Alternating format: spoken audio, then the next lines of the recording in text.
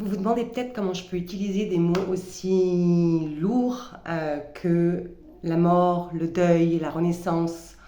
Comment je peux peut-être avoir l'air aussi légère et joyeuse quand j'en parle.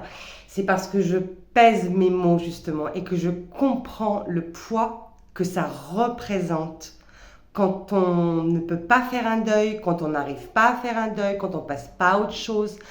Quand on n'accepte pas de laisser partir quelque chose à l'intérieur de nous et de mourir, je pèse le poids que ça représente.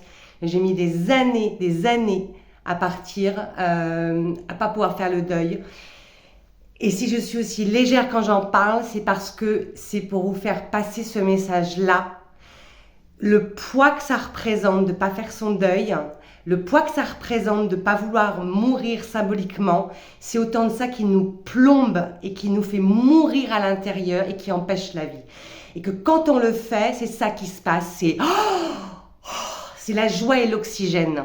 Alors la renaissance, l'événement qui va avoir lieu mardi soir, n'est absolument pas fait si vous ne vous sentez pas prêt à faire le deuil.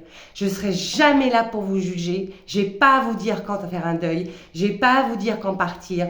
Il est fait pour pour celles, qui par contre en peuvent plus en fait. Qui en fait inconsciemment savent très bien que ne pas faire ce deuil, ne pas mourir à ça, à cette identité qui s'est accrochée à ça, c'est littéralement mourir de l'intérieur et que peut-être quand même maintenant elles sont prêtes à passer à autre chose, mais que peut-être par peur, par culpabilité, parce qu'on ne sait pas comment faire, on ne se l'autorise pas. Et la renaissance, c'est cet espace pour pouvoir faire le deuil et renaître et s'autoriser. Et il est uniquement là si vous êtes prêt à le faire. Et si vous êtes prêt à le faire, je suis là pour vous accompagner.